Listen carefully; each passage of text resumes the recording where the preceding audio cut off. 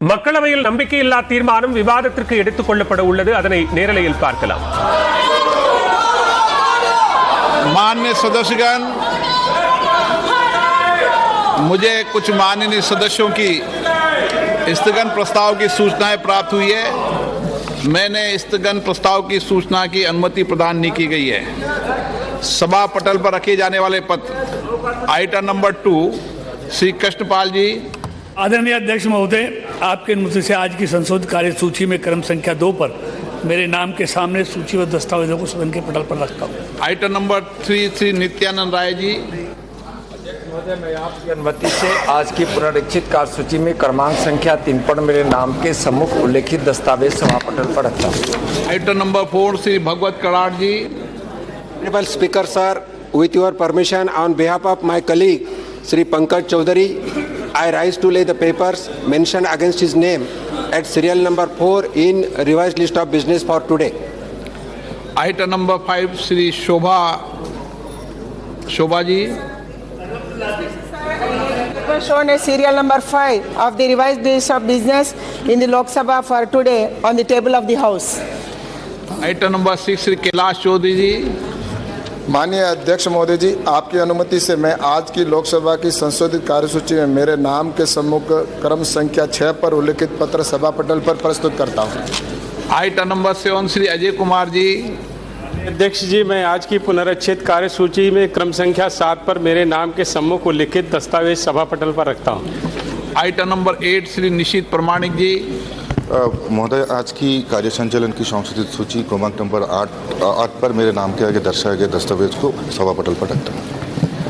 Item number 9 doctor Hina Gavit. Sir, I rise to present the 7th report Hindi and English version of the Committee on Empowerment of Women 2020-23 on the subject health facilities for tribal women as listed against my name at serial number 9 in today's order paper. Item number 10 Shri Ramesh विदुड़ जी। अध्यक्ष जी, आज की कार्यसूची में मेरे नाम के सामने सूचीबद्ध पेट्रोलियम नेचुरल गैस संबंधित प्रतिवेदन 21-22वां आपके सामने प्रस्तुत करता हूं। Item number 11 Shri Radha Mohan Singh ji. संख्या 11 में मेरे नाम के सामने यथा सूचीबद्ध रेल संबंधी स्थायी समिति के 15वें एवं 16वें प्रतिवेदनों को सभा पटल पर रखता हूँ। Item number 12 Shri Dharmveer Singh ji. माननीय अध्यक्ष महोदय, मैं आज की कार्यसूची से क्रम संख्या 12 पर मेरे नाम के समक्ष तथा यथा सूचीबद्ध शिक्षा, महिला, बाल, युवा एवं खेल संबंधी स्थायी समिति के निम्नलिखित प्रतिवेदन अंग्रेजी और हिंदी में सभा पटल पर रखता हूँ। Item number 14 Shri Prahlad Joshi ji. Permission I rise to move. एक मिनट। Item number 13 Shri Krishnapal ji. आदरणीय अध्यक्ष महोदय, मैं आपकी अनुमति से आज की संशोधित कार्यसूची में क्रम संख्या 13 पर मेरे नाम के सामने उल्लेखित भारी उद्योग मंत्रालय से संबंधित संसदीय स्थायी समिति के 311वीं, 316वीं, 319वीं और 321वीं प्रतिवेदन में अंतर्विष्ट सिफारिशों के कार्यान्वयन से संबंधित व्यक्तिगत सदन के पटल पर रखता हूँ। Item number 14 Shri Prahlad Joshi ji. Sir, with your permission, I rise to move the following: that this House do agree with the 44th report of the Business Advisory Committee presented to the House on 7th August 2023. प्रश्न ये कि ये सभा कार्य मंत्रणा समिति द्वारा दिनांक 7/8/2023 को सभा के 44वें प्रतिवेदन से सहमत है। जो सदस्य इसके पक्ष में हाँ कहें, जो सदस्य विरोध में ना कहें। मेरे विचार में निर्णय हाँ वालों के पक्ष में हुआ, हाँ वालों के पक्ष में प्रतिवेदन स्वीकृत हुआ। महासचिव जी। Sir, I have to report that Rajya Sabha at its sitting held on the 7th August 2023 agreed without any amendment to the Government of National Capital Territory of Delhi Amendment Bill 2023 and the Registration of Births and Deaths Amendment Bill 2023 as passed by Lok Sabha. जिन मान्य सदस्यों को नियम 37 के अधीन मामलों को उठाने की अनुमति प्रदान की गई है, वे अपने मामले अनुमोदित पाठ को व्यक्तिगत रूप से सभा पटल पर रखने का कष्ट करें।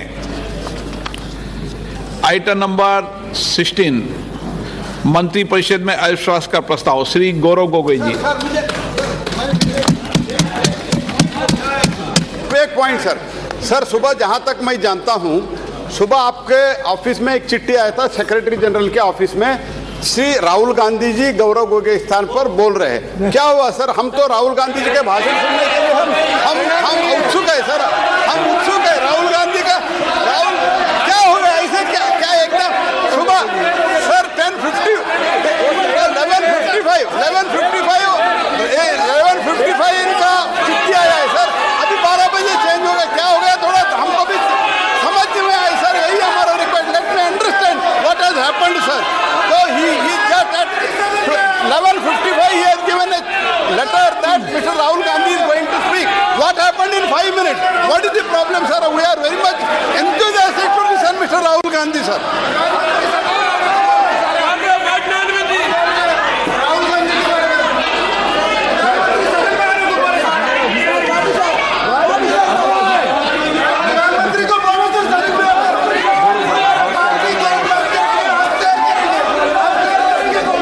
हाउस को ऑर्डर में ले।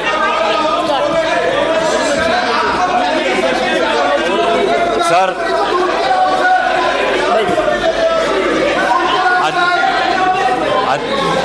श्री गौरव गोगोई जी। अध्यक्ष महोदय, आपके दफ्तर में अगर क्या हो रहा है, क्या दरखास्त दी गई है, आप खुद ही, आप इस सदन के रक्षक हैं, आपके दफ्तर के अंदर क्या बातचीत हुई है? क्या हम बताएं कि प्रधानमंत्री मोदी जी ने आपके दफ्तर के अंदर क्या क्या बातें की हैं? हम नहीं कहते। कोविड के समय चाहिए माननीय अध्यक्ष जी, बताना चाहिए। बताइए,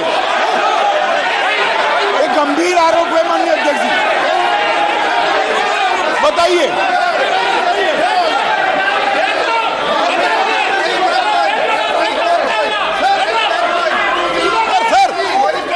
प्रधानमंत्री जी का लेंगे आप, प्रधानमंत्री जी का नाम लेते हुए और चेयर का नाम लेते हुए ऐसा अनाप शनाप आरोप नहीं लगा सकते, वो उनको बताना चाहिए। दफ्तर में जो बात हम आपके विश्वास में रखते हैं और आप जो बात हमें कहते हैं उसकी भी विश्वसनीयता हम बचा के रखते हैं। एक मिनट आप सब एक मिनट बैठिए। एक मिनट मैं बैठा हूं ना। माननीय सदस्य, कभी भी कोई भी विषय, ये मेरा चेंबर भी सदन है, आप जानते हैं, वरिष्ठ नेता हैं, कभी भी ऐसी टिप्पणी नहीं करना चाहिए जिसका कोई तथ्य और सत्य ना हो। मेरा कहना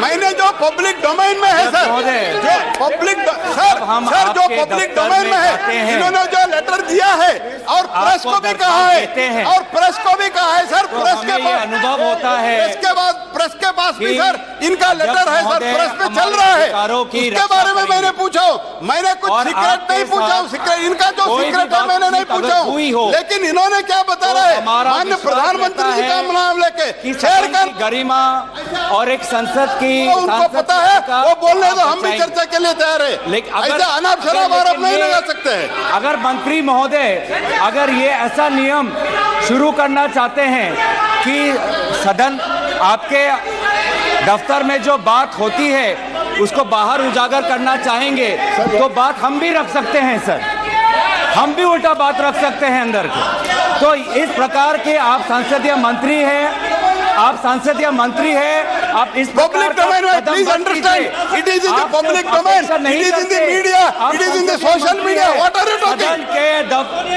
हमारे अध्यक्ष महोदय के दफ्तर में जो बातें करते हैं उसको इस प्रकार से आप उसका उल्लंघन मत करिए। आप संसदीय मंत्री हैं, आपका अपना कर्तव्य याद रखिए, आपका लेटर पब्लिक डोमेन में है, याद रखिए, आपका अपना कर्तव्य याद रखिए। अध्यक्ष महोदय,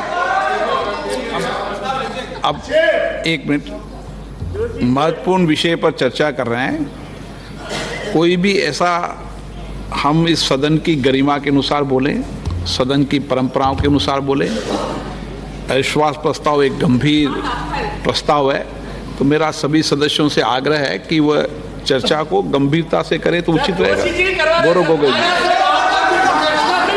अध्यक्ष महोदय, मैं इस प्रस्ताव को आपके समक्ष रखता हूं और आपकी अनुमति की अपेक्षा करता हूं कि मैं अपना वक्तव्य रखूं।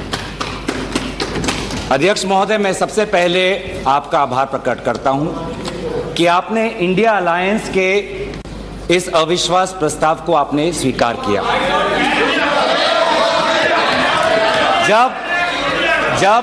जब आपने पूछा कि इस अविश्वास प्रस्ताव के समर्थन में कौन कौन खड़ा है, तो मैं इस मंच से हमारे सारे इंडिया अलायंस दलों के सांसदों को मैं धन्यवाद और आभार प्रकट करता हूं।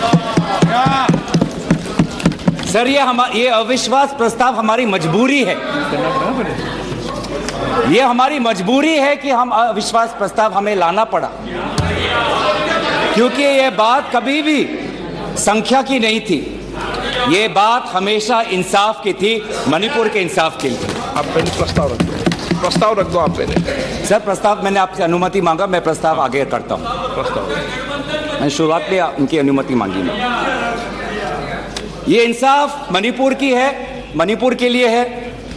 इंसाफ है मैं पढ़ूं महोदय, मैं निम्नलिखित प्रस्ताव पेश करता हूं कि ये सभा मंत्री परिषद में विश्वास का भाव व्यक्त करती है।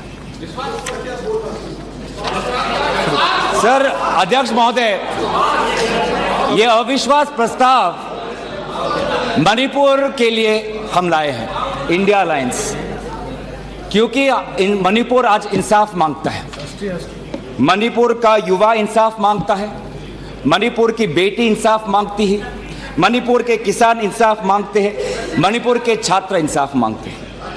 और मार्टिन लूथर किंग ने कहा है, मार्टिन लूथर किंग ने कहा है कि अगर कहीं भी नाइंसाफी हो तो वो हर जगह के लिए इंसाफ का खतरा बन सकता है।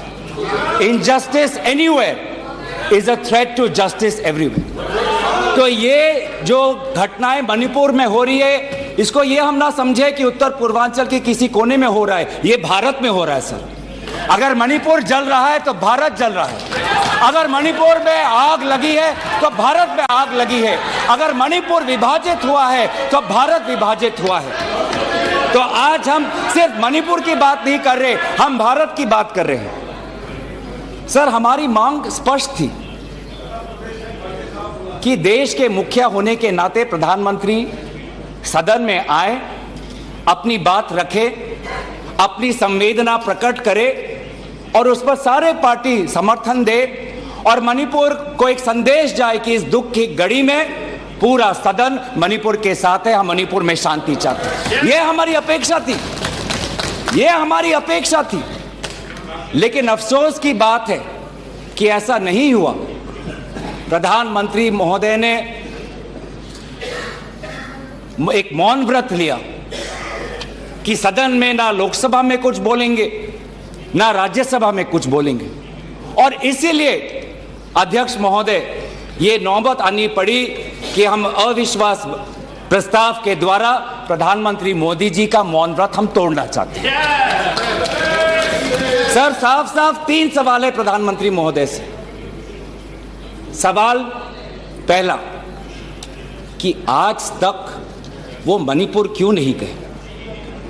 राहुल जी गए, इंडिया अलायंस के विभिन्न पार्टीज गए, गृह मंत्री जी गए, MOS होम गए, पर देश के मुखिया होने के नाते प्रधानमंत्री मोदी जी क्यों नहीं गए? ये है सवाल पहला।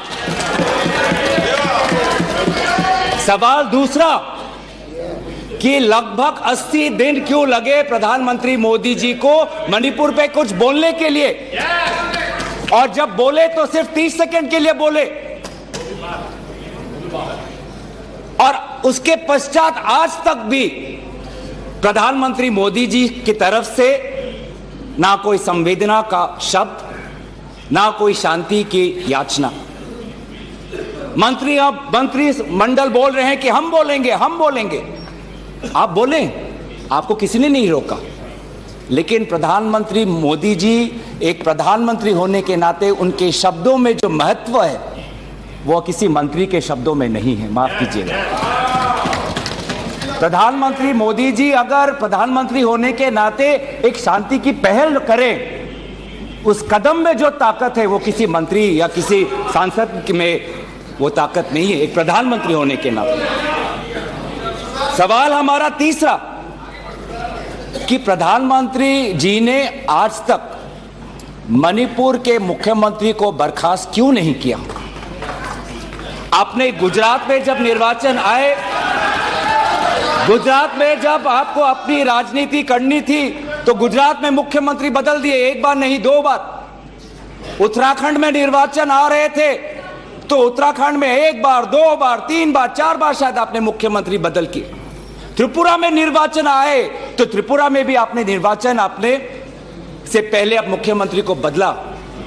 मणिपुर के मुख्यमंत्री में ऐसा क्या आपने विशेष आपका आशीर्वाद आप दे रहे हैं जिन्होंने खुद कबूल किया है कि आज मेरे कारण एक इंटेलिजेंस फेलियर हुआ है? ये 3 सवाल हैं सर, और शायद इन 3 सवालों का 3 उत्तर भी है। प्रधानमंत्री मोदी जी मणिपुर पर क्यों मौन हैं, शायद उस प्रश्न का उत्तर भी 3 है। पहला उत्तर कि प्रधानमंत्री मोदी जी को कबूल करना पड़ेगा कि उनकी डबल इंजन की सरकार, उनकी सरकार मणिपुर में व्यर्थ हो गई है, विफल हो चुकी है। इसीलिए आज मणिपुर में 150 लोग मरे, लगभग 5000 घर जलाए गए, लगभग 60,000 लोगों आज शिविर में हैं, लगभग 6500 FIR है। और मुख्यमंत्री, प्रदेश के मुख्यमंत्री होने के नाते जो एक संवाद का वातावरण बनाना चाहिए था, जो एक शांति, अमन और सद्भावना का एक वातावरण जो बनाना चाहिए था, आज उन्होंने सिर्फ मई महीने से नहीं, पिछले 2-3 सालों से ऐसे कुछ भड़काऊ उन्होंने कदम लिए हैं जो आज समाज के बीच में तनाव पैदा हो गया है। आज हम मणिपुर गए हैं सर, क्या मणिपुर में यह सबसे पहला हिंसा हुआ है? नहीं। क्या उत्तर पूर्वांचल में यह सबसे पहला हिंसा हुआ है? नहीं। इससे पहले भी हुए हैं, मणिपुर में भी हुए हैं। मैं खुद उत्तर पूर्वांचल का हूं, मैं खुद जिम्मेवारी से कहता हूं कि हुए हैं, लेकिन पहली बार, अरे आप में से तो कोई गया भी नहीं, आप क्या जानेंगे? पहले जाओ और फिर हमें परामर्श दो, पहले आप लोग जाओ। सर हम गए और बहुत दुख हुआ कि हमने समाज में 2 वर्गों के बीच ऐसा बंटवारा, समाज के 2 वर्गों के बीच हृदय में इतना आक्रोश, इतना गुस्सा हमने पहले कभी नहीं देखा। हमने पहले कभी भी नहीं देखा कि आज समाज का एक वर्ग दूसरे के प्रति बदले की भाषा का प्रयोग कर रहा है।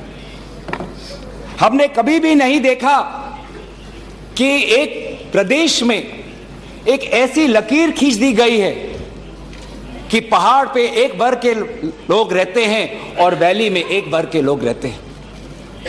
अफसोस की बात है सर कि जो सरकार एक इंडिया की बात करती है, आज उन्होंने 2 मणिपुर आपने बना दिए हैं। आपके राजनीति से 2 मणिपुर आज बन गए। मैं मणिपुर के मुख्यमंत्री को, इस सदन से पूर्व प्रधानमंत्री वाजपेयी जी की राजधर्मों को याद करने के लिए सलाह दूंगा, जिन्होंने कहा कि राजा के लिए, शासक के लिए प्रजा में भेद नहीं हो सकता, ना जन्म के आधार पर, ना जाति के आधार पर, ना समुदाय के आधार पर। सर आज इस माहौल में अगर सबसे ज्यादा पीड़ा किसी को झेलना पड़ा है तो महिलाओं और बच्चों को। हमने देखे हैं वो वायरल वीडियो में, उनका मैं उल्लेख नहीं करना चाहूंगा, उससे सबको पीड़ा हुआ। पर ऐसे मुख्यमंत्री जी ने स्वयं कहे कि ऐसे 100 FIRs हैं।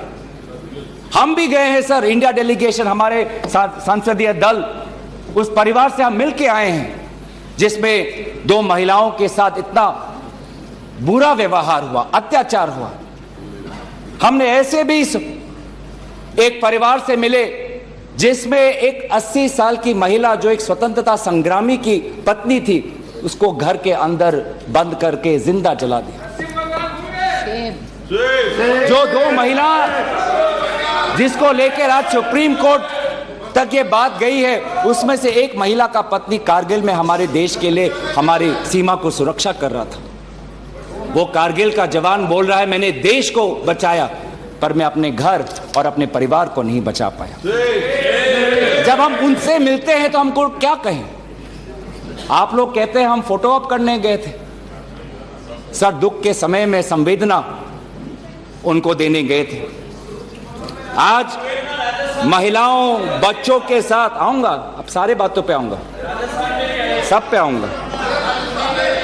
धर्मीय जगह को भी बख्शा नहीं गया। धर्मीय अनुष्ठान पर भी आज भीड़ घुसी और उसका असम्मान किया।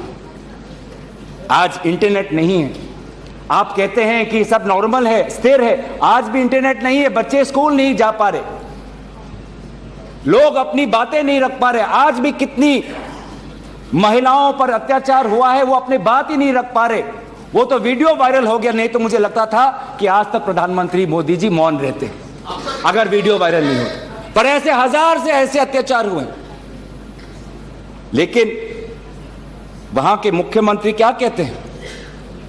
अभी ड्रग्स के ऊपर वो बोलते हैं कि ये सब ड्रग्स के लिए हुआ है।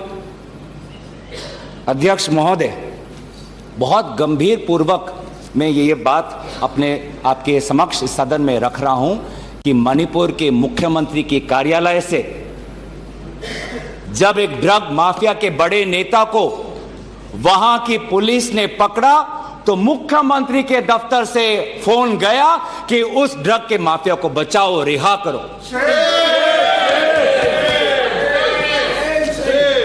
और वो ड्रग का माफिया कौन था? वो ड्रग का माफिया आप ही की दल के ऑटोनोमस डिस्ट्रिक्ट काउंसिल के चेयरमैन थे, जो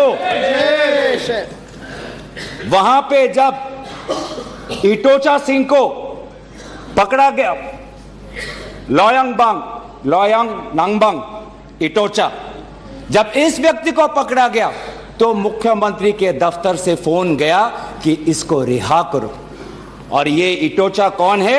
वहीं के राज्य सरकार के पीएचई मिनिस्टर सुशील द्रो के भाई हैं। आज ये इन सरकार राज्य में ड्रग्स की बात करते हैं। ड्रग्स के साथ मुख्यमंत्री महोदय के दफ्तर का ताल्लुकात है। ये बात मैं नहीं कर रहा, वो पुलिस अफसर जिनको इनकी राज्य सरकार ने मेडल दिया, वो आज वो बात कर रही है कि ये सरकार ने मुझे मेडल दिया और यही सरकार मुझे ड्रग से जुड़े हुए इनके दल के नेताओं को छोड़ने के लिए कह रही है। उन्होंने अपना मेडल वापस कर दिया राज्य सरकार।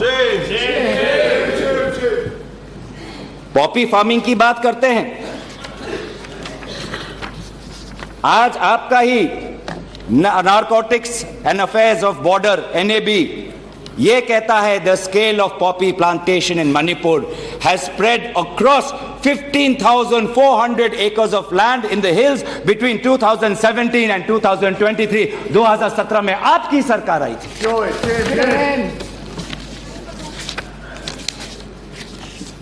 आज इंडियन फॉरेस्ट सर्वे रिपोर्ट 2021 में कहता है that within 2 years time the forest area of Manipur has decreased by 248.63 square kilometers। எதிர்க்கட்சிகள் கொண்டு வந்த நம்பிக்கையில்லா தீர்மானத்தின் மீதான விவாதம் தொடங்கி மக்களவையில் நடைபெற்று வருகிறது. இந்த தீர்மானத்தின் மீது காங்கிரஸ் MP கௌரவ் கோகாய் பேசி வருகிறார். அதன் நேரலை காட்சிகளை இடைவேளைக்கு பிறகு தொடர்ந்து பார்க்கலாம்.